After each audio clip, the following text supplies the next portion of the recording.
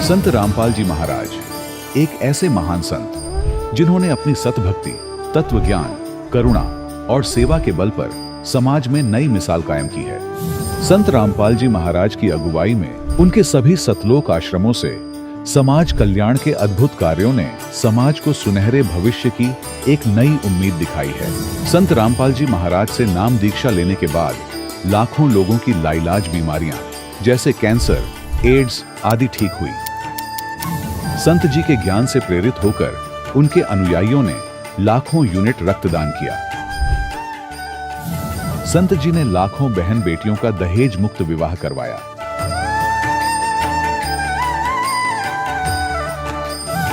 संत जी ने लाखों लोगों का नशा छुड़वाया, करोड़ों उजड़े परिवार बसे।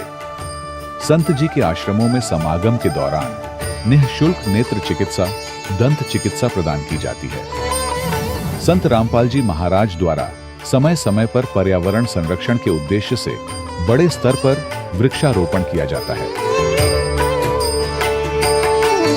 संत जी ने जरूरतमंदों को तत्काल राहत पहुंचाने के लिए एम्बुलेंस सेवा शुरू की। संत जी अपने अनुयायियों को देहदान के लिए प्रेरित करते हैं, जिससे मानवता की सेवा और चिकित्सा क्षेत्र में सुधार हो सके। संत रामपाल जी महाराज के सभी आश्रमों में हर रोज निःशुल्क भंडारा आयोजित किया जाता है, जहां हर वर्ग, हर जाति और हर धर्म के लोग एक साथ बैठकर भोजन करते हैं।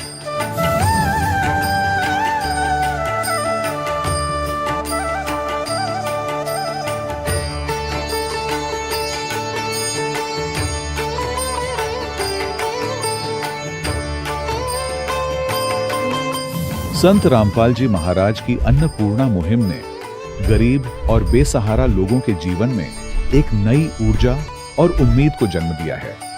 घर घर खाद्य सामग्री और जरूरी मदद पहुंचाकर संत रामपाल जी महाराज ने लोगों को दुख और मजबूरी से लड़ने की ताकत प्रदान की है।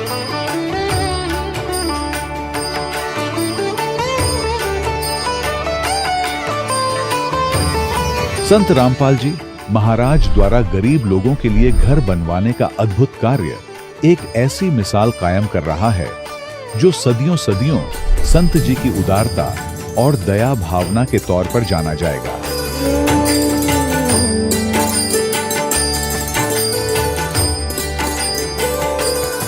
संत रामपाल जी महाराज के आश्रम में हजारों बुजुर्गों को सम्मान और प्यार के साथ जीवन जीने का अवसर मिलता है। उनके खाने, रहने और स्वास्थ्य की पूरी जिम्मेदारी संत रामपाल जी महाराज उठाते हैं। अनाथ बच्चों के लिए संत रामपाल जी महाराज के सभी आश्रम किसी वरदान से कम नहीं। यहाँ उन्हें शिक्षा, संस्कार और भविष्य के लिए बेहतर अवसर प्रदान किए जाते हैं। चाहे बाढ़ हो, भूकंप या महामारी, संत रामपाल जी महाराज और उनके अनुयायी हमेशा ही जरूरतमंदों के लिए सबसे आगे खड़े रहते हैं। कोविड महामारी के दौरान संत रामपाल जी महाराज के आश्रमों से करोड़ों लोगों के लिए भोजन, दवाइयां और जीवन रक्षक सामग्रियां उपलब्ध कराई गई। चाहे गरीब की मदद हो या किसी शोषित और पीड़ित वर्ग के हक और सम्मान की लड़ाई, संत रामपाल जी महाराज ने हमेशा ही उनकी दबी आवाज को सरकारों तक पहुंचाया है और उन्हें उचित न्याय दिलवाने में अहम भूमिका अदा की है। समाज में आध्यात्मिक और सामाजिक मूल्यों के प्रति जागरूकता लाने में संत रामपाल जी महाराज हर कदम पर मानवता के सच्चे सेवक साबित हुए हैं। संत रामपाल जी महाराज का जीवन हमें सिखाता है कि सच्ची सेवा वही है जो निस्वार्थ भाव से की जाए। आइए हम भी इस महान सेवा के कार्य में इस महान संत से जुड़ें और संत रामपाल जी महाराज से नाम दीक्षा लेकर अपने जीवन को धन्य बनाएं।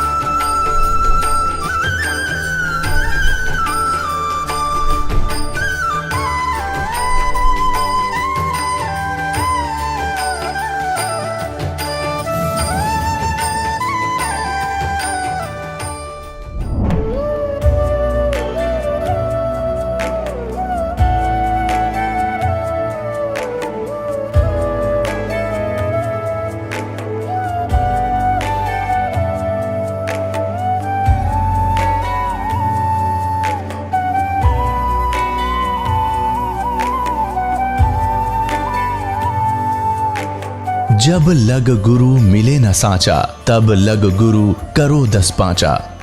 क्या गुरु बदल सकते हैं? क्या गुरु बदलने से पाप लगता है? आध्यात्म के इस मैदान में आखिर सही गुरु कौन है? गीता जी में वर्णित तत्वदर्शी संत कौन है?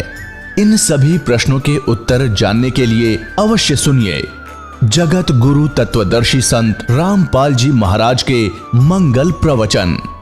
सत साहिब दर्शकों, मनुष्य अपने जीवन में शारीरिक सुख और मानसिक शांति की तलाश में अपने धर्म में प्रचलित सभी प्रकार की भक्ति साधनाएं करता है, लेकिन फिर भी उसके जीवन में न तो उसे वास्तविक सुख प्राप्त होता है और न ही मानसिक शांति, तो वह निराश हो जाता है और उसका विश्वास डगमगाने लगता है। दर्शकों, कुछ ऐसी ही कहानी है मध्य प्रदेश के रहने वाले विजय सिंह जी की। विजय सिंह जी ने अपने जीवन में अनेक प्रकार की भक्ति साधनाएं अपनाई, लेकिन फिर भी इन्हें शारीरिक कष्टों और मानसिक परेशानियों से किसी भी प्रकार की राहत नहीं मिली। लेकिन दर्शकों, आज विजय सिंह जी का कहना है कि जब से मुझे संत रामपाल जी महाराज की शरण मिली है, तब से मेरे जीवन के सारे दुख और परेशानियां समाप्त हो गई हैं। दर्शकों, आखिर संत रामपाल जी महाराज ने इन्हें ऐसी कौन सी दिव्य औषधि दे दी जिससे इनके जीवन के सारे दुख और परेशानियां छूमंतर हो गईं? दर्शकों, आखिर ऐसा क्या कारण है कि आज विजय सिंह जी जैसे लाखों श्रद्धालु अपने धर्म में की जा रही भक्ति साधना को त्याग कर संत रामपाल जी महाराज द्वारा दी जाने वाली भक्ति साधना को अपना रहे हैं? आखिर इसके पीछे की सच्चाई क्या है? आइए सुनते हैं विजय सिंह जी की कहानी, उन्हीं की जुबानी। सर नमस्कार। सत साहेब जी। क्या नाम है जी आपका? दास को विजय राज सिंह चावड़ा बोलते हैं। विजय जी कहाँ से आए हैं आप? मैं गांव सिनोद, जिला रतलाम, मध्य प्रदेश से हूँ। संत रामपाल जी महाराज से कब जुड़े आप? जी, मैं संत रामपाल जी महाराज से सन 2013 में जुड़ा हूँ। अच्छा, उनसे नाम दीक्षा लेने से पहले आप कोई भक्ति साधना करते थे? उससे पहले किसी संत से ये नाम दीक्षा ले रखी हो आपने? जी, उससे पहले मैंने मंदिर पे जाते थे। हमारे गांव में प्राचीन मंदिर बना हुआ है षण्णेश्वर महादेव और वीर हनुमान जी का। वहाँ पर सुंदरकांड करना, भजन कीर्तन करना, बस यही हमारा दिनचर्या थी। उससे ज़्यादा कुछ जानते भी नहीं थे और कुछ किए भी नहीं। आप मध्य प्रदेश के रतलाम शहर में रहते हैं, आप हरियाणा के संत रामपाल जी महाराज से कैसे जुड़ गए? जी भगत जी, मेरे पापा जी जुड़े हुए थे पहले। उन्होंने नाम दीक्षा ले रखी थी। टीवी के माध्यम से उनका प्रोग्राम रोज़ देखते थे। मेरे पिताजी ने पहले मधु परमहंस जी से दीक्षा प्राप्त की थी, रांझड़ी वाले।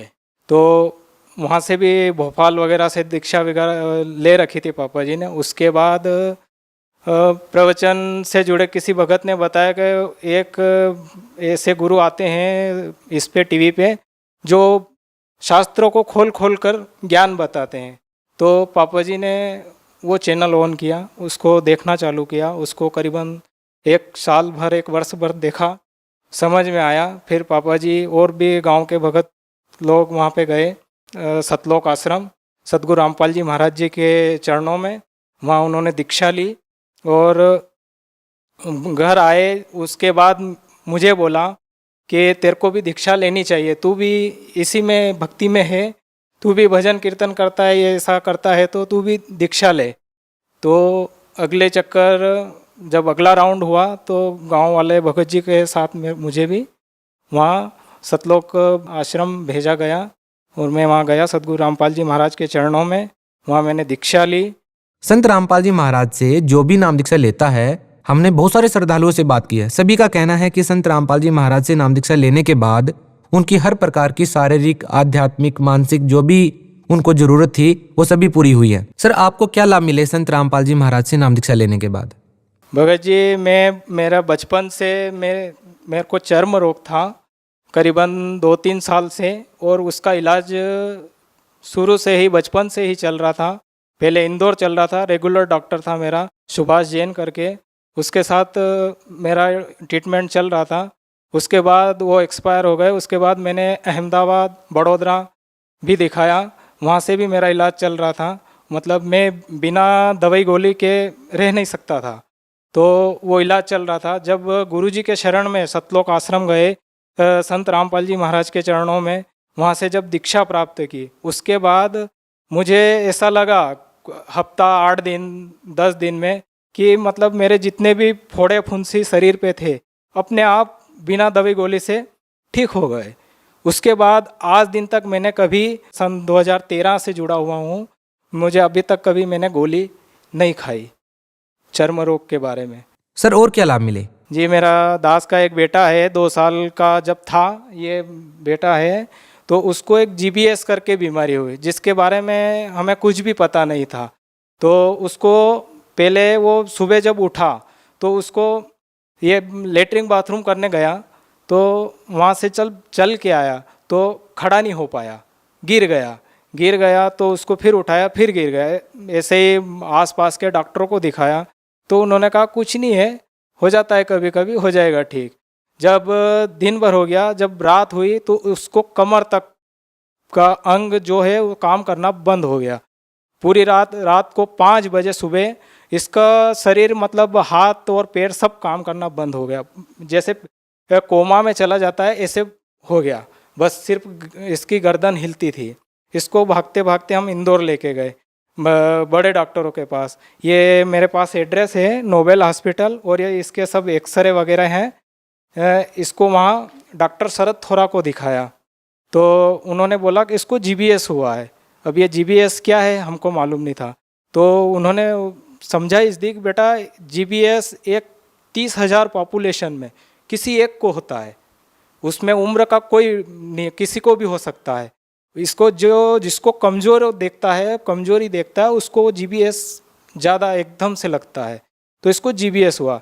अब तुम ये दुआ करो, ये प्रार्थना करो मालिक से, तुम्हारे भगवान से, कि इसको हार्ट में ना घुसे। अगर इसका हार्ट अगर इसमें आ गया बीमारी में तो इसको बचाना मुश्किल है। मैं अपने बेटे के पास ही बैठा था ICU में, तो इसकी हालत मैंने देखी 3:45 बजे कि इसकी आंखें लाल हो रही है और ये रोने की कोशिश कर रहा ज़ोर ज़ोर से, वो ये हिल नहीं पाता है। तो मैंने डॉक्टर को बुलाया, डॉक्टर ने देखा आके तो उसने सब नली वगैरह निकाल के इसको ऊंधा उल्टा करके इसको खूब पीटा, और वो जो वेंटिलेटर मशीन होती है उसमें वो पंप वगैरह होते हैं उससे उसको हवा दी हार्ट में, सब किया, पर इसको कुछ भी नहीं हुआ। ये मतलब ऐसी आंखें फटी की फटी रह गई और ऐसा ही रह गया। तो डॉक्टर ने वापस इसको सुला दिया, उसके जो नली वगैरह डाल रखी थी अंदर वो निकाल के नई डाल के इसको वापस सुला दिया। तो जो उसकी मशीनें चल रही थी उसमें कुछ भी नहीं आ रहा था। तो डॉक्टर आपस में बात करने लगे, 2 डॉक्टर, एक सिस्टर और एक मैं ही था। तो मैं समझ गया कि बालक नहीं बचा। तो गुरुजी, मैंने फ़ोन लगाया, फिर मेरे रिलेटिव है वहीं पे मामा जी, उनको फ़ोन लगाया तो वो सब भागते हुए आए और इतने में 10-15 मिनट गुजर गए। 15 मिनट में इसको अचानक होश आया, सब मशीनें अपने आप चलने लगी, हार्ट बीट इसकी 300, 350, 400 से चलने लग गई। तो डॉक्टर अचानक सब चौंक गए कि ये क्या हुआ, ऐसा हो नहीं सकता है, इसको कैसे होश आ गया। तो सब भागे, देखा इसको कि फिर बड़े डॉक्टर तो सुबह आए थे 10 बजे करीब, वो आए, उन्होंने देखा इसको। तो उन्होंने रात वाले डॉक्टरों ने पूरी सारी कहानी उनको बताई, डॉक्टर शरद थोरा को। तो उन्होंने देखा कि यार ये तो कोई चमत्कार है, ऐसा हो ही नहीं सकता, असंभव। वो बता रहे थे मेरे को कि बेटा 1 मिनट अगर किसी के अगर हार्ट बीट बंद हो जाए 1 मिनट तो उसको लाना बहुत असंभव है, ऐसा हो नहीं सकता है। पर क्या मालूम क्या है, कौन सा चमत्कार है। तो ये चमत्कार मेरे सदगुरु रामपाल जी महाराज जी का है और उन्हीं के द्वारा ये बालक आज यहाँ तक है और स्वस्थ है, बिल्कुल कोई प्रॉब्लम नहीं है इसको। बेटा क्या नाम है आपका? उत्तम दास। आपके गुरुजी का क्या नाम है? सतरामपाल जी। आपका जो नाम है उत्तम दास, किसने रखा ये? गुरुजी ने। कौन से गुरुजी ने? सतरामपाल जी। आप बीमार हो गए थे, किसने बचाया आपको? गुरुजी ने।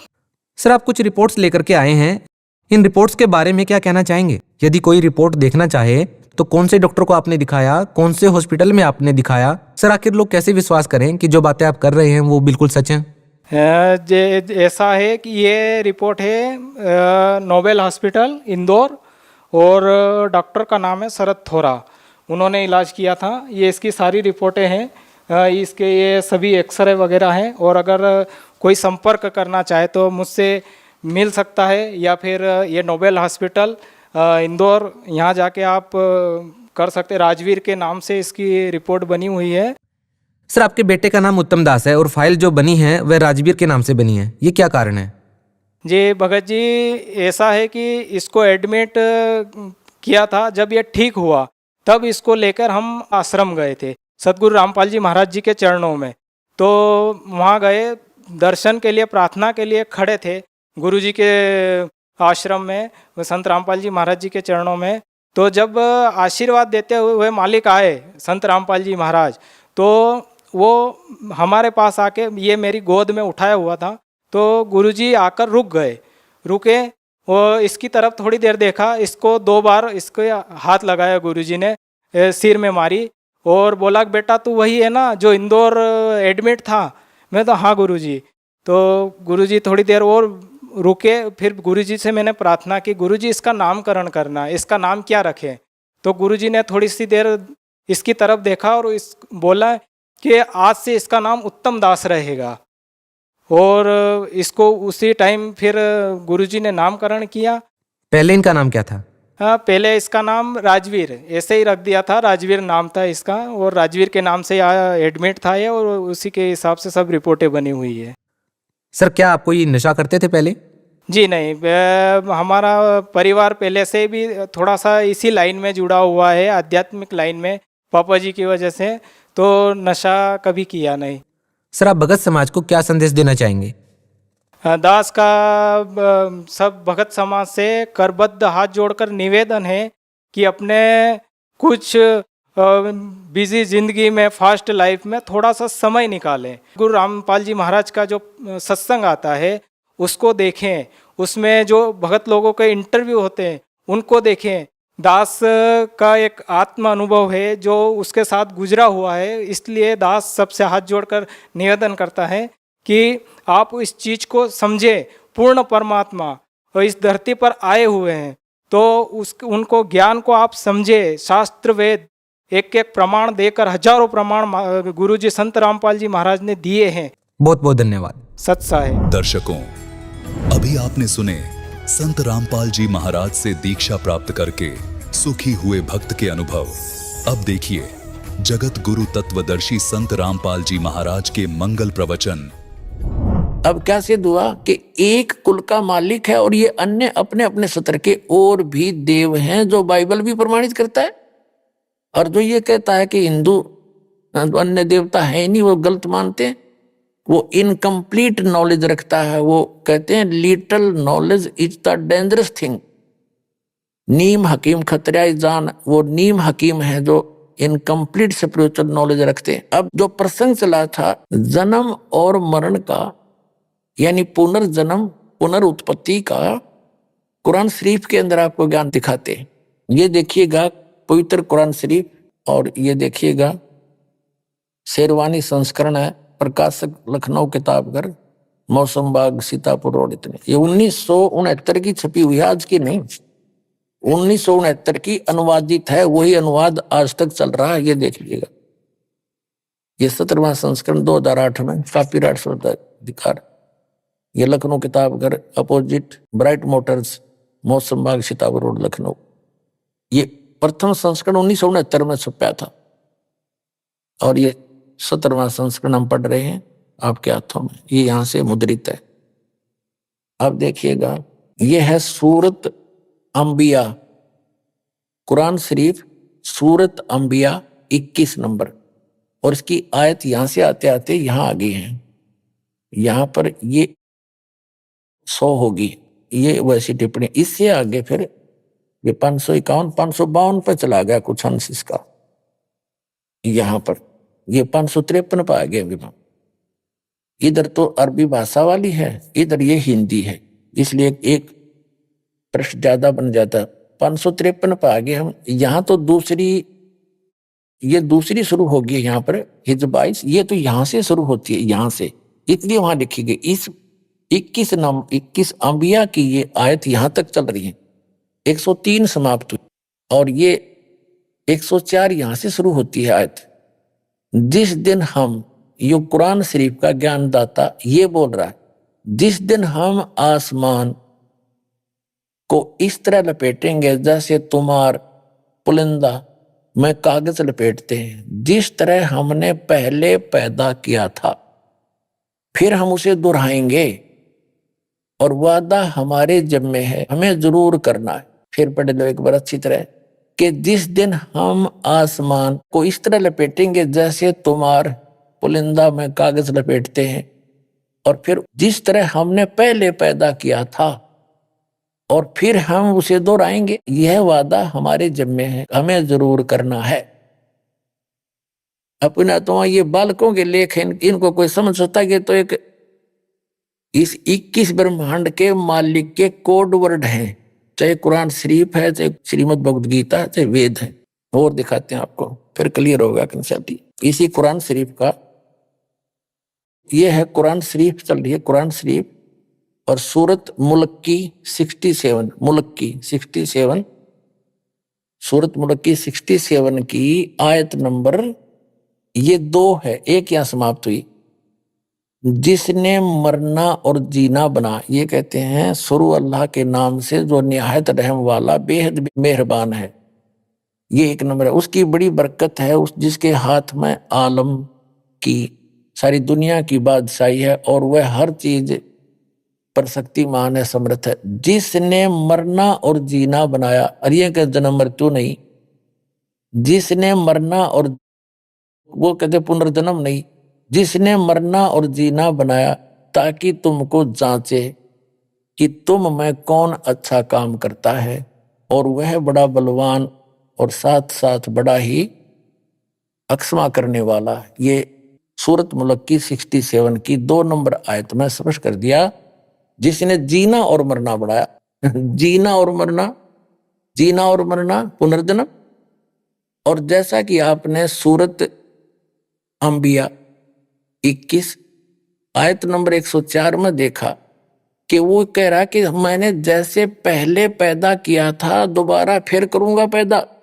उसका भावार्थ ये है, फिर पढ़ने अच्छी तरह, उसका भावार्थ ये है, वो क्या कह रहा है कुरान शरीफ का ज्ञानदाता, कि पहले जैसे मैंने पैदा किया और फिर समेट लूंगा और फिर पुनः पैदा जरूर करूंगा। तो ये इसका अर्थ गलत लगा रखे हैं, मरने और जीने का इन्होंने क्या फाइनल फैसला कर रखा है। कुरान शरीफ के पढ़ने वालों को पूर्ण ज्ञान ना होने से इन्होंने डिसीजन निकाल लिया अपनी अल्प बुद्धि से, कि इसका अर्थ ये बनता है कि एक बार तो सभी मर ही रहे हैं, कब्रों में दबा दिए जाएंगे या जैसे भी तैसे, और फिर क्या होगा कि फिर कयामत आवेगी, प्रलय हो जाएगी, सब खत्म हो जाएगा, फिर मिट्टी से वचन से निकाल लेगा अल्लाह, और जिसने अच्छे काम करे वो जन्नत में और अल्लाह के अनुसार चले, जो अल्लाह के अनुसार जिन्होंने कार्य नहीं अपनी भक्ति की वो दोजख में फॉरएवर फाइनल कर दिया इन्होंने। अरे ये तो खुद कहता है जैसे मैंने पहले पैदा किए फिर करूंगा। अगर ये शब्द नहीं कहता कि फिर मैं दोबारा करूंगा और मैं अपना पक्का वायदा करता हूं, यदि एक ही बार होना है तब फिर करूंगा तो शब्द आना ही नहीं चाहिए। फिर देख लो कुरान शरीफ, फिर दोबारा दिखाते हैं आपको। कुरान शरीफ सूरत अंबिया 21 की आयत नंबर ये चलती चलती आ रही है, ये आगे आगे ये 100, इसके बाद यहां आ जाए 553 पृष्ठ पर मौसम बाग सीतापुर रोड लखनऊ से छपे प्रकाशन के, यहां देखिएगा 103 खत्म हुई, 104 नंबर आयत चली। जिस दिन हम आसमान को इस तरह लपेटेंगे, यानी कयामत के समय जैसे तुम्हार यानी कागज का रोल बना दिया जाता है, लपेट लेते हैं, और जिस तरह हमने पहले पैदा किया था उसी तरह हम दोहराएंगे, फिर पैदा करेंगे, और वायदा हमारे जिम्मे है, हम जरूर करना है। अब देखो अब क्या स्पष्ट हो गया। यदि जो ये निष्कर्ष निकाले बैठे मुसलमान भाई कि एक बार कयामत आवेगी तब तक ये उस कब्रों में फट रहेंगे, तेरा गजब, ये कोई ज्ञान है? वास्तविकता क्या बता रही कुरान शरीफ की? ये वही है कि जैसे कयामत आओगी प्रलय होगी, उसके बाद फिर दोबारा सृष्टि रची जाएगी, पुनर्जन्म होगा सबका कर्म अनुसार। कुरान शरीफ तो ये कहना चाहती है, ये गलत समझ रहे हैं, इनको ज्ञान नहीं है बिल्कुल भी। अब इससे नहीं कोई नू कहेगा इसका तजुर्मा गलत कर दिया, तजुर्मा अनुवाद ठीक ना कर रखा होगा, सारा में दिखाऊंगा। कुरान मजीद दिखाता हूं, ये देखिएगा कुरान मजीद, ये सिर्फ नाम नाम का अंतर है, लेख ज्यों का त्यों है। ये है तजुर्मा मौलाना फतेह मोहम्मद खान साहिब जालंधरी तसही, मौलाना अब्दुल मजीद सरवर साहिब, प्रकाशक है Farid book depot private limited नई दिल्ली से।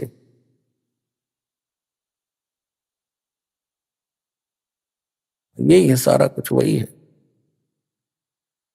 ये 2006 में छपा है, 982 पृष्ठ है, ये यहां से प्रकाशित है, दरियागंज नई दिल्ली से, इनके फोन और फॉक्स नंबर। अब आपको दिखाते हैं, ये है सूरत अंबिया कुरान मजीद, नाम ना बदल रखा, शरीफ कहो चाहे मजीद कहो कोई अंतर नहीं है।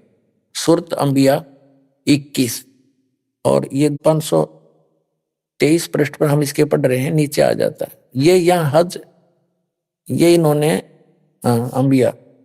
अब यहाँ आ जाते हैं हम आगे अगले पृष्ठ पे 104 आयत पर पहुंचेंगे।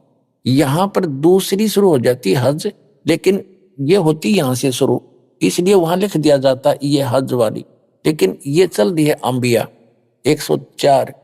जिस दिन हम आसमान को इस तरह लपेट लेंगे जैसे खेतों का तुमार लपेट लेते हैं, जिस तरह हमने कायनात को पहले पैदा किया था, आए है उसी तरह दोबारा पैदा करेंगे। यह वायदा जिसका पूरा करना जरूरी है, हम ऐसा जरूर करने वाले हैं। ओगिन इनका जो सिद्धांत है, इन मुसलमान भाइयों ने इस कुरान शरीफ को ठीक से ना समझ के वो गलत निष्कर्ष निकाल रखा है कि बस इनका फाइनल ये है कि चलते रहेंगे, मरते रहेंगे, कब्र में दबाते रहेंगे, और जब कयामत आएगी फिर यानी सब कुछ नष्ट हो जाएगा। आसमान भी इसने कह दिया समाप्त कर दूंगा, तो रहेगा क्या फिर? तो फिर कहते हैं फिर ये फिर सबको जीवित करेगा अल्लाह। उनकी अपनी सोच वो गलत है, वो सोच। और फिर सदा के लिए वो स्वर्ग वाले स्वर्ग में, निकम्मे वाले नरक में, फिर दोबारा जन्म होना नहीं। और ये कहते हैं इस कायनात को पहले की तरह मैं फिर से उत्पन्न करूंगा, फिर पैदा करूंगा, ये मेरा पक्का वायदा है। एक और दिखाता हूँ, ये देखिए कुरान अनुवाद दिखाता हूँ आपको, ये देखिएगा। ये मुख्तसर तफसीर एस नूल बयान तर्जमा मौलाना मोहम्मद जूनागढ़ी, तफसीर हाफिज सलाहुद्दीन यूसुफ, हिंदी तर्जमा व तरतीब मोहम्मद ताहिर हनीफ, और ये दारुसलाम प्रकाशक वितरक। इसमें इन्होंने अपने हिसाब से कर रखे, यहां से उल्टी साइड से चला है, यहां से चले हैं ये एक नंबर यहां से शुरू होती है। हम जैसा भी अपने इस पर आ जाते हैं, ये देखिएगा, ये है सूरत अंबिया 21 और 571 पर, ये 570 उल्टा चला, इसमें 70 उधर 71 है, और ये 104 नंबर आयत है। जिस दिन हम आकाश को इस तरह लपेट देंगे जिस तरह रोल के कागज पंजिका लपेट दिए जाते हैं, और हमने पहली बार पैदा किया था उसी तरह दोबारा करेंगे। यह हमारा मजबूत वादा है और यह हम जरूर करके रहेंगे। ठीक हो गया? जिस तरह हमने पहले पैदा किया था उसी तरह फिर करेंगे। इब जैसे आपने कुरान शरीफ फिर से देखिएगा, ये कुरान शरीफ फिर दिखाते हैं आपको, इसके ये वही है, ये कुरान शरीफ वही है। फिर देखिएगा, क्योंकि इसका समझना घना जरूरी है आपके लिए। कुरान शरीफ सूरत अंबिया 21 और यहां इसकी सूरत यहां आ जाती है 104। ये देखिएगा 553 पृष्ठ पे 103 या समाप्त हुई। जिस दिन हम आसमान को इस तरह लपेटेंगे जैसा तुम्हार पुलिंदा कागज लपेटते हैं, यानी बंडल बना देंगे, जैसे रोल बना दिया जाता है, जिस तरह हमने पहले पैदा किया था फिर हम उसे दोहराएंगे और यह वादा हमारे जिम्मे है, हम जरूर करना है। तो पुण्यात्माओं, यदि इन मुसलमान भाइयों ने कुरान शरीफ को ढंग से समझा होता तो ये पहले ही समझ जाते कि ये इनकम्प्लीट नॉलेज है, क्योंकि कुरान शरीफ का ज्ञानदाता सूरत फुरकानी 25 आयत 52 से 59 में स्पष्ट कर रहा है कि उस अल्लाह वो अकबर ने, उस पूर्ण परमात्मा ने 6 दिन में सृष्टि रची, उसका नाम कबीर है, वो बड़ा भगवान है, और वो इस 6 दिन में सृष्टि रच के 7वें दिन तख्त पर जा बैठा, उसकी खबर किसी बाखबर से पूछो। और फिर इसमें इसने स्पष्ट कर दिया है कि जो मैंने जब पूरे सभी को प्रलय करूंगा और सब आकाश तक भी समेट दूंगा, इसका मतलब सब नाश हो जाएगा, फिर रहेगा क्या? वो कहाँ रहेगी फिर? जन्नत इनकी। और फिर पैदा करूंगा ही करूंगा, मैं उसको पुनः पैदा करूंगा, ये मेरा वायदा है। और पुण्यात्माओं, इनका जो मानना है वो ये है, ये पैदा होते रहेंगे, मरते रहेंगे, कब्रों में जाते रहेंगे, और फिर प्रलय करेगा भगवान, सब कुछ नाश हो जाएगा, और फिर बस फिर फाइनल है इनका फैसला, अच्छे काम करनी है जन्नत में और बुरे करनी है नरक में, यानी दोजख में, हो रहे। अरे यूं कहा मैं फिर पैदा करूंगा पुनः, जैसे मैंने पहले पैदा किया था। तो दोबारा पैदा करने का, दोबारा कयामत लाने का तो जिक्र खत्म हो जाता है। वास्तविकता ये है कि ये जो दास ने सृष्टि रचना बताई ऐसे चलता है। ब्रह्मा जी के एक दिन में पूरी ये कयामत आती है, पृथ्वी, स्वर्गलोक और पाताल लोक पर कति जल ही जल हो जाएगा, सब समाप्त हो जाएंगे, वह जन्नत भी ना रहे इनकी, स्वर्ग जो जन्नत मानते हैं वो भी नहीं रहेगी। और फिर दूसरी बात ये है, एक तो ये कहते हैं मुसलमान भाई कि कुरान शरीफ का ज्ञान सबके लिए है, सब मानव समाज के लिए है, किसी जाति विशेष के लिए नहीं है। तो जैसे हजरत मोहम्मद जी को एक जबरिल नाम का देवता एक बुराक नाम के जानवर पर खच्चर जैसे बैठा के ऊपर ले गया जन्नत में, और जन्नत में के देखा कि बाबा आदम बैठे और मूसा अलैहिस्सलाम, हजरत मूसा जी, हजरत ईसा जी, हजरत इब्राहिम, हजरत दाऊद वहां मिले, और उनसे मिले वो जा करके जन्नत में, और उनको नमाज पढ़ाई, बाबा आदम से बात करी। तो बाबा आदम और कैसे पहुंच गए? वो तो कब्र में रहने चाहिए थे, क़यामत आई ये नहीं है अभी। आप दिखाता हूं, आप ये देखिएगा, ये जीवनी हजरत मोहम्मद सल्लल्लाहु अलैहि वसल्लम, ये यहां से छपी है, देखिएगा।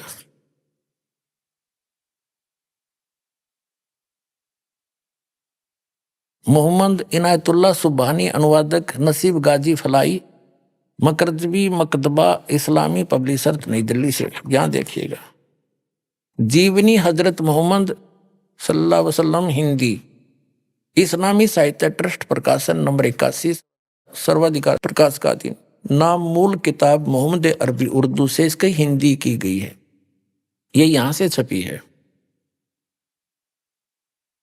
और ये यहां से मुद्रक है इसका। अब इसमें आपको ले चलते हैं,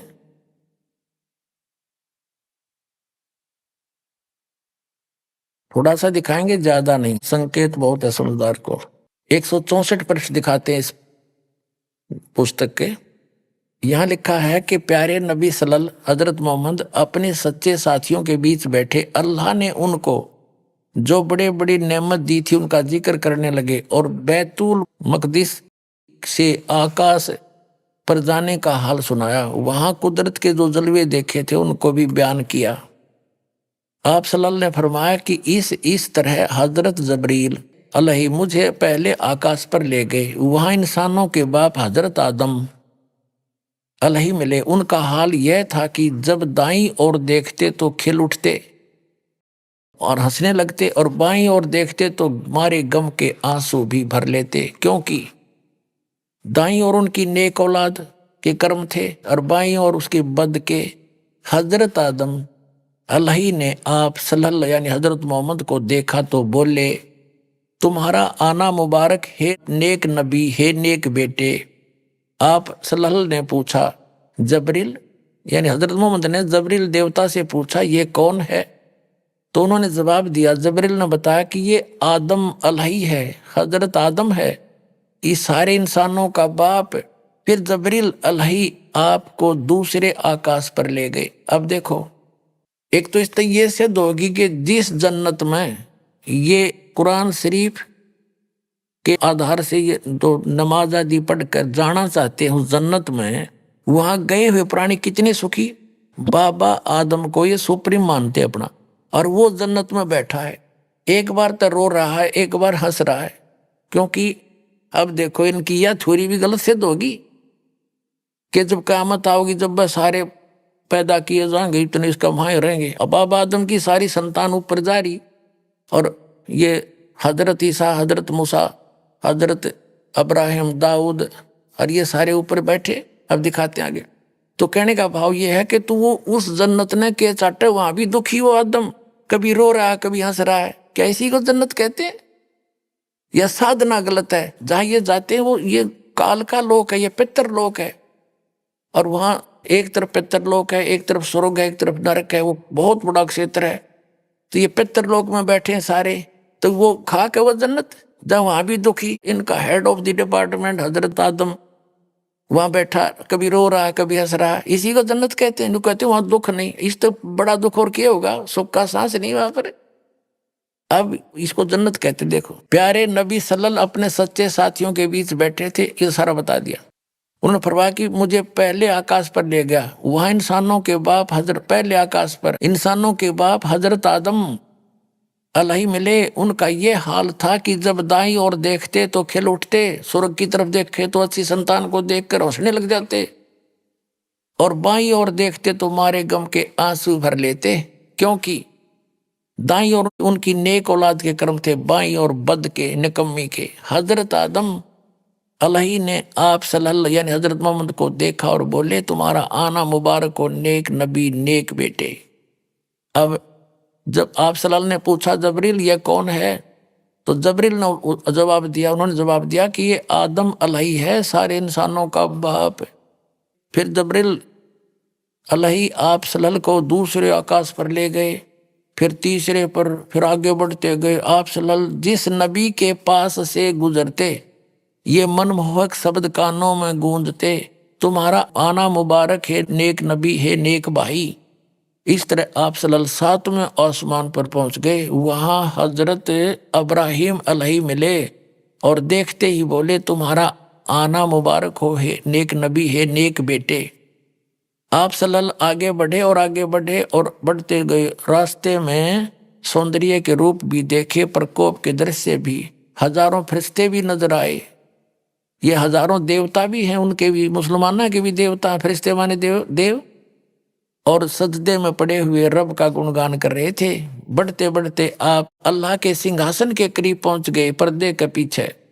वहां आप सल्लल्लाहु पर और आप सल्लल्लाहु की उम्मत पर 50 नमाज दर्ज हुई। वापस आए तो हजरत मूसा अलही के पास से गुजर हुआ, क्योंकि कहा कि क्या फर्ज हुआ उम्मत पर। उन्होंने देखते ही पूछा। ये कहने का भाव ये है कि वो 50 नमाज दी, वो पर्दे के पीछे से बोलता ये काल है, ये कभी सामने नहीं आता किसी के। श्रीमद् भगवद गीता अध्याय नंबर 7 के श्लोक नंबर 24-25 में कहता कि अर्जुन, मैं अपनी योग माया से छुपा रहता हूं, मैं कभी किसी के समक्ष नहीं आता। ये मेरा घटिया अटल नियम है या विनाशी नियम है। ये पर्दे से पीछे बोल रहा है निराकार बताओ। फिर पर्दे की क्या जरूरत थी? जब निराकार होता तो वो सामने क्यों नहीं आता? भगवान कोई चोर है क्या? वो भगवान तो यहाँ आता है, हमारे साथ साथ फिरते रहते थे। अल्लाहू अकबर, काशी माँ 120 वर्ष रह कर गए, वो हमारे सच्चे भगवान। ये तो गुप्त रहता है, ये तो चोर है एक किस्म का। अपने आत्मा आगे देखो। इसी पर हम चल रहे 165 पृष्ठ पे कि यहाँ देखो, कहते ये 5 नमाजें, लेकिन सबाब इनका 50 का ही है, मेरे फैसले बदला नहीं करते। 5 पर रोक दी नमाज, 50 के स्थान। ठीक है।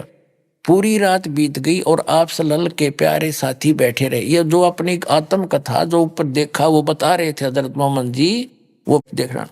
पूरी रात बीत गई और आप सल्लल्लाहु प्यारे साथियों बैठे रहे। आप सल्लल्लाहु ने आकाश पर जो दृश्य देखे थे, खुदा की कुदरत के, और जो जो जलवे नजर आए थे, उन्हें आप पूरी दिलचस्पी के साथ सुना रहे थे। साथी मजे ले लेकर सुन रहे थे। आपने जन्नत में जो कुछ देखा, या उनकी जन्नत है, आपने जो जन्नत में जो कुछ देखा वह भी बयान किया।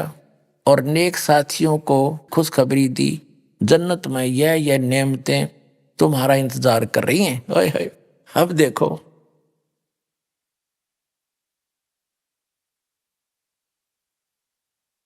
अब और दिखाते हैं 161 पृष्ठ पर। देखो इसी पुस्तक के 161 पृष्ठ पर जीवनी हजरत मोहम्मद के ये क्या कहते हैं कि प्यारे नबी सल्लल्लाहु हजरत मोहम्मद आज रात बुरा, वो बता रहे हैं हजरत मोहम्मद जी, आज रात बुराक नामक एक जानवर आया, उस पर बैठकर मैंने बैतुल मकदस की सैर की। वहां पहुंचा तो नबियों की जमात आई, उनमें अब्राहिम अलैहिस्सलाम थे, मूसा और ईसा अलैहि भी थे। मैंने उन सबको नमाज पढ़ाई।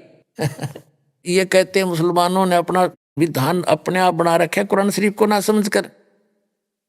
अब ये कहते हैं जब सारे कब्रों में दबा दो, दबाते रहो, और तो ये आवेगी 4 अरब 32 करोड़ वर्ष जब बीत जाएंगे, जब यह कयामत आवेगी, इतने तो वो उन कब्रों में फंसे रहेंगे, सड़ेंगे पड़े पड़े, एज पर योर रूल। बाकी ये गलत है तुम्हारा मानना। अगर ये नियम फाइनल होता तो जैसे हजरत मोहम्मद जी को ये ऊपर ले गए हुए सारे नबियों की जमात वहां ऊपर देखा जन्नत में, उनको नमाज पढ़ाई, बाबा आदम मिले, बाबा आदम की सारी संतान वहां नरक में पड़ी, कुछ जन्नत में। तो ये सिद्धांत भी इनका गलत सिद्ध हुआ कि जो बाद में ही सब जीवित किए जाएंगे। ये गलत सिद्धांत है, भ्रमित है। वास्तविकता ये है कि जन्म मरण जो परमात्मा ने आकर बताया ऐसे ही होता है, लेकिन पूर्ण परमात्मा की सत भक्ति करने के उपरांत फिर ऐसे स्थान पर चले जाएंगे वहां नरक नहीं है, वहां जन्नत ही जन्नत है, वो सतलोक है। वहां भी मनुष्य जैसा शरीर होगा लेकिन दूसरा मटेरियल होगा। अब जन्म मरण का इतिहास जो है, एक थोड़ा सा जीवित इतिहास दिखाते हैं आपको जो बिल्कुल सत्य है। अपनात्माओं, अध्यात्म ज्ञान को समझने के लिए हमने अपनी अपनी डफड़ी नहीं बजानी, बतेरे दिन बजा ली। हमने सभी सदग्रंथों को, सभी इतिहासों को साथ लेना पड़ेगा जितने महापुरुष हुए हैं। अब जैन धर्म का इतिहास दिखाते हैं आपको, ये देखिएगा। आओ जैन धर्म को जाने। ये पुस्तक है प्रवीण चंद्र जैन M.A. शास्त्री। ये पुस्तक है आओ जैन धर्म को जाने। लेखक है प्रवीण चंद्र जैन M.A. शास्त्री, जम्बूद्वीप हस्तिनापुर। प्रकाशक है श्रीमती सुनीता जैन, जम्बूद्वीप हस्तिनापुर, मेरठ, उत्तर प्रदेश। अब ये यहां से ये है सारा कुछ। प्राप्ति स्थान है संजय कुमार विजय कुमार जैन, कानपुर वाले, जम्बूद्वीप हस्तिनापुर, मेरठ। जैन साहित्य सदन, चांदनी चौक, दिल्ली। राजकुमार जैन, कमलाबाई आश्रम, महावीर जी दी जैन मंदिर, शांति, ये सारा कुछ। और यहां से Jambudweep Hastinapur. Dhirendra Jain, New Adasya offset printers, Meerut से छपी है। अब देखो इस पे एक तो दिखाते हैं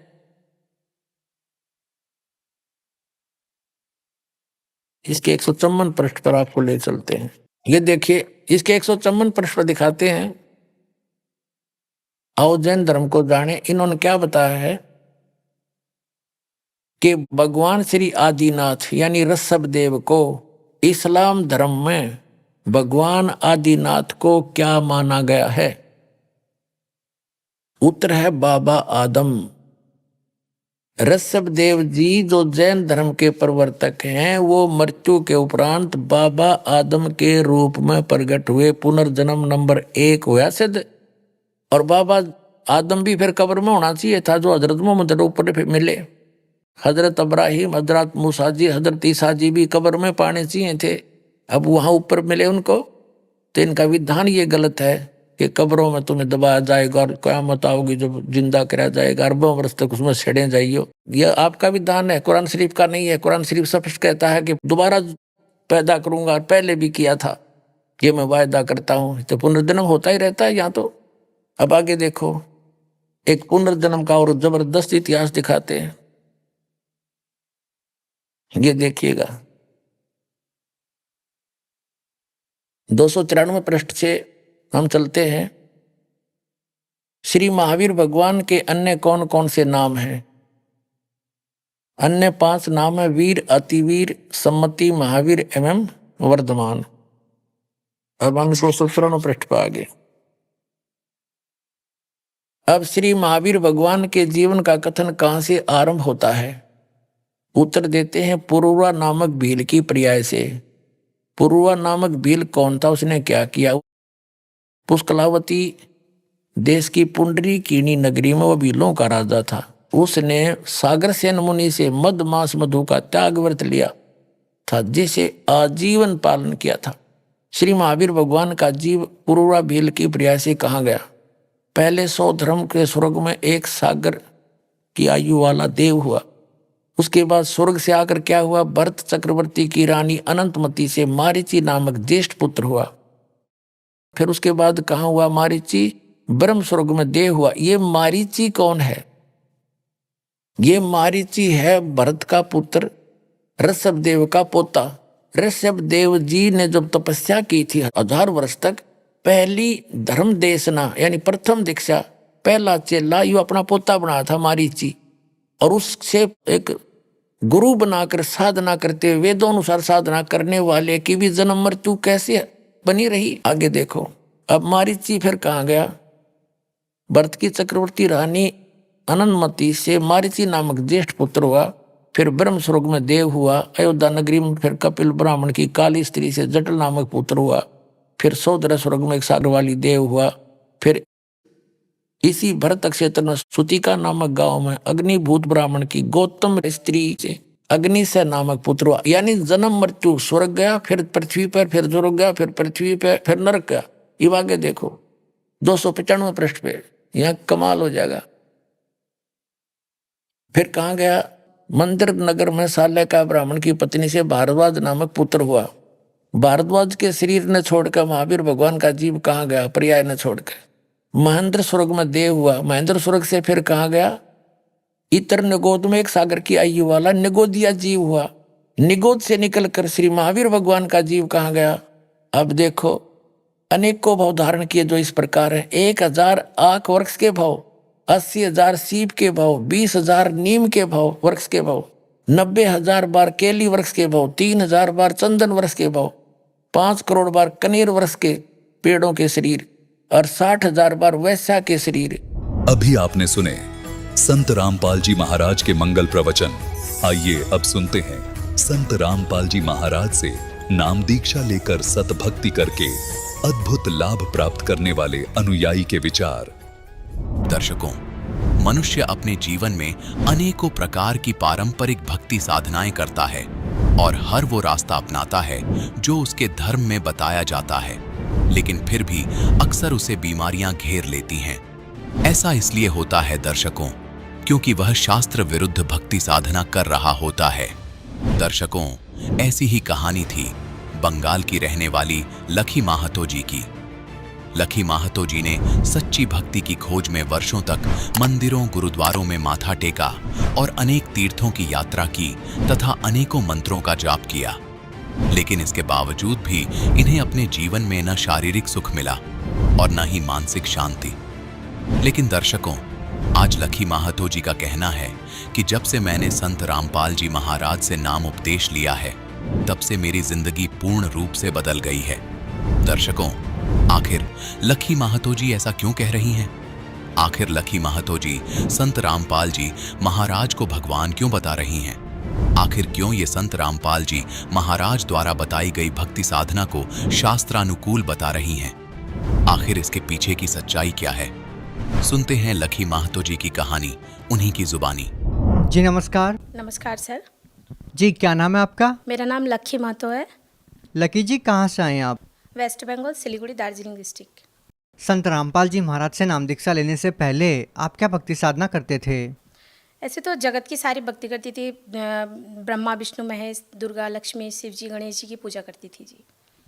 तो फिर आप संत रामपाल जी महाराज जी की शरण में क्यों आए? संत रामपाल जी महाराज जी की शरण में ऐसे आए भगत जी, हमें परमात्मा की तलाश थी। हम भगवान ढूंढ रहे थे, जगत की भक्ति कर रहे थे, लेकिन वो भक्ति करके हमें कोई सुख नहीं मिल रहा था। पारिवारिक इतना स्थिति हमारा डामाडोल था। हमारे भगत जी डिफेंस में हैं, वो जॉब करते हैं, ससुर जी भी डिफेंस में हैं, लेकिन फिर भी हमारी आर्थिक स्थिति इतनी डामाडोल थी। कभी कभी ऐसे हो जाते थे कि हमारे पास 10 रुपए की भी लालच हो जाती थी, ऐसे हमें उधारी लेनी पड़ती थी। तो मैं सोचती थी कि हम सभी मिलके पूरे परिवार, हम बचपन से जो मम्मी पापा बताते थे शिव भगवान की, दुर्गा जी की, लक्ष्मी गणेश, सभी के पूजा करते थे। तो मैं यही सोचती थी कि इन भगवानों की भक्ति तो मैं कर रही हूँ, लेकिन मैं इतना दुखी क्यों हूँ, मुझे ये समझ में नहीं आता था। आप देव देवताओं की पूजा करते करते भी काफ़ी परेशान थे, दुखी थे, तो फिर आप संत रामपाल जी महाराज जी की शरण में क्यों गए? संत रामपाल जी महाराज जी के बारे में यूट्यूब में मेरे भगत जी सर्च कर रहे थे सोशल मीडिया के माध्यम से, तो वो देख रहे थे। देखते देखते अचानक से एक दिन उनको यूट्यूब में संत रामपाल जी महाराज जी के बारे में पता चला। तो संत रामपाल जी के महाराज जी के बारे में पता चलने के बाद उन्होंने धीरे धीरे पता किया, चैनल पे सत्संग सुनने लगे। तो हम सत्संग में इंटरेस्ट हम लोगों को पहले से थी, हम लोग जगत के सत्संग जया कुमारी जी और सब ऐसे बहुत सुनते थे। फिर धीरे धीरे मुझे तो पहले समझ में आया नहीं गुरु जी की वाणी, जो गुरु जी मतलब संत रामपाल जी महाराज जो हरियाणा लैंग्वेज बोलते हैं, वो तो मुझे मेरे पल्ले नहीं पड़ रहा था। तो फिर भी मैंने देखना शुरू किया। देखते देखते फिर जब देखना स्टार्ट किया, जब उसमें इंटरेस्ट आने लगा, तो मैंने देखा संत रामपाल जी महाराज ये भक्ति जो बता रहे हैं, ऐसा भक्ति तो इस पूरे पृथ्वी पे आज तक किसी ने बताया ही नहीं है। इस भक्ति के बारे में तो मैं जैसे कि मैंने कभी सुना ही नहीं है, मेरे मम्मी पापा ने भी, किसी ने भी कभी चर्चा ही नहीं किया, कोई जानता ही नहीं। तो फिर गुरुजी संत रामपाल जी महाराज जी का सत्संग सुना, अच्छा लगा, उनका ज्ञान समझ में आया, और फिर उसके बाद हमने डिसाइड किया कि हमें नाम दीक्षा लेनी है। तो फिर हमने 12 जुलाई 2021 को संत रामपाल जी महाराज से नाम दीक्षा लिया। आपने संत रामपाल जी महाराज जी से नाम दीक्षा लेने से पहले उनके सत्संग सुने, उनका ज्ञान अच्छे से समझा कि ऐसा ज्ञान तो कोई भी संत नहीं बता रहा। तो हम आपसे ये जानना चाहेंगे कि संत रामपाल जी महाराज जी के ज्ञान में आपको ऐसी कौन सी बातें लगी जो बाकी संत महंत नहीं बताते? देखिए, संत रामपाल जी महाराज ऐसी भक्ति बताते हैं। सबसे पहला तो शॉकिंग चीज़ ये लगा कि उन्होंने बताया ब्रह्मा विष्णु महेश के भी माता पिता होते हैं और उनके भी दादाजी होते हैं। ये तो सबसे पहला क्वेश्चन है जो कभी सुना ही नहीं था, आज तक किसी ने बताया नहीं था। तो संत रामपाल जी महाराज जब सत्संग करते हैं तो वो सत्संग में खुल के पूरे ग्रंथ के साथ, वो पूरे प्रमाण के साथ दिखाते हैं, गीता में कि वेद में, पुराण में, हर चीज़ में दिखाते हैं संत रामपाल जी महाराज। ये इस नंबर के साथ लिखा हुआ है कि देखो उनका भी माता पिता है, दुर्गा उनकी माता है, और हम लोग जो साधना करते हैं वो गलत साधना है। तो सीधी सी बात है, अगर हम पूजा पाठ ही गलत करेंगे तो हमें तो लाभ नहीं मिलेंगे, उसके बदले तो हमारी हानि होगी। तो इसीलिए समझ में आया कि हाँ, संत रामपाल जी महाराज जो बताते हैं वो भक्ति साधना सही है। जैसा कि आपने बताया कि पहले जो साधनाएं आप कर रहे थे, उन साधनाओं को करते करते भी आप परेशान थे, दुखी थे, लेकिन हम आपसे ये जानना चाहेंगे कि क्या जब आपने संत रामपाल जी महाराज से नाम दीक्षा ली और उनके द्वारा दी गई भक्ति की, तो फिर आपके जीवन में क्या बदलाव आए?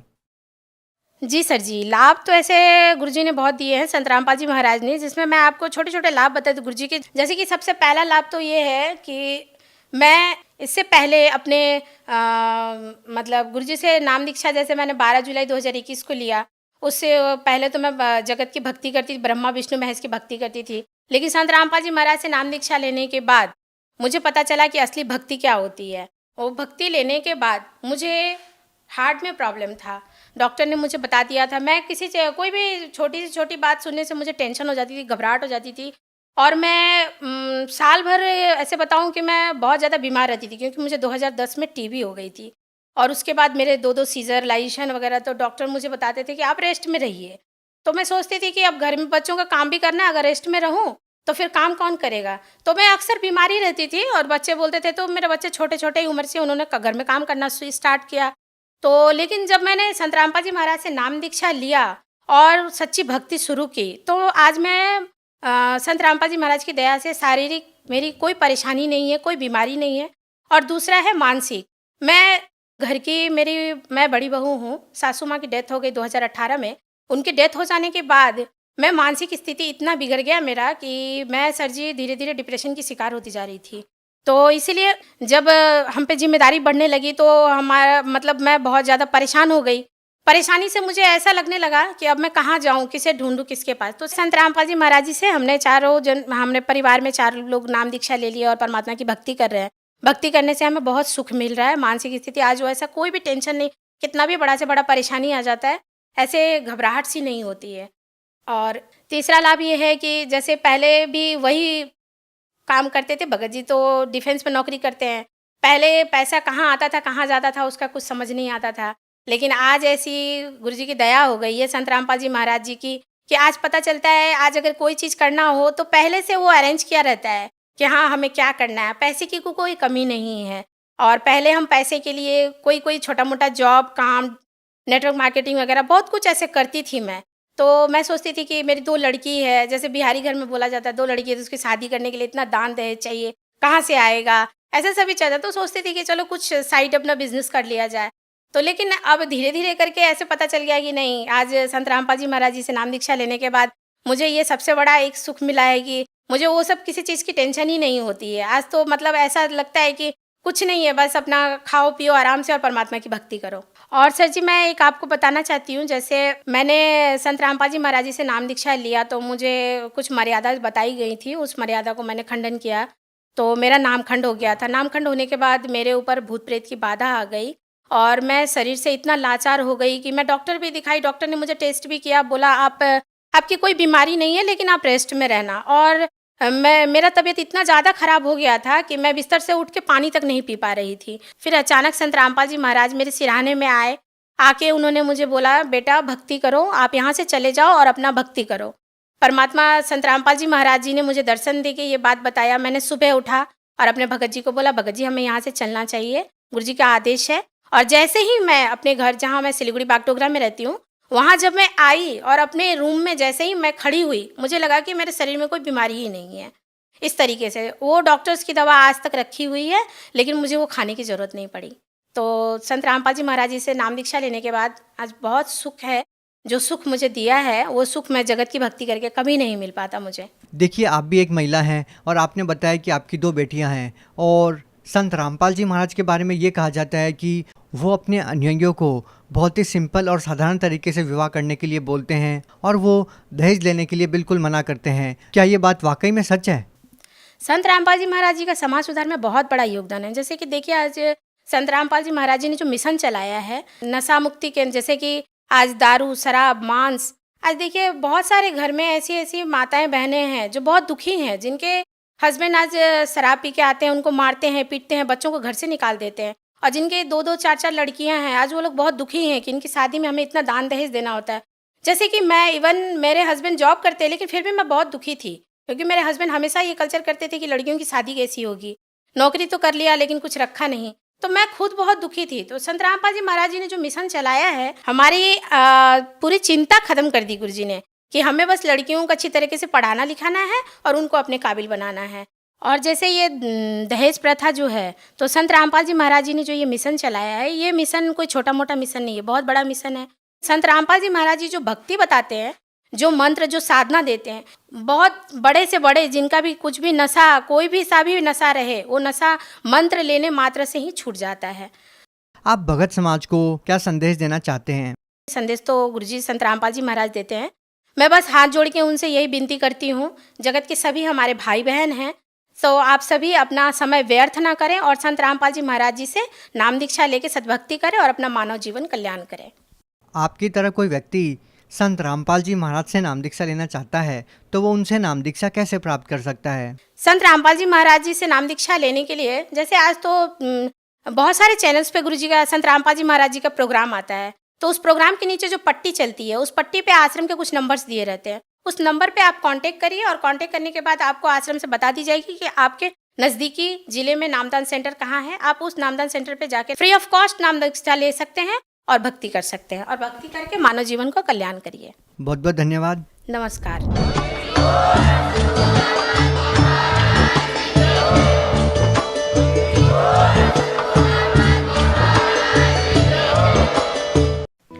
आप सुन रहे थे जगत गुरु तत्वदर्शी संत रामपाल जी महाराज के मंगल प्रवचन। अधिक जानकारी के लिए संपर्क करें।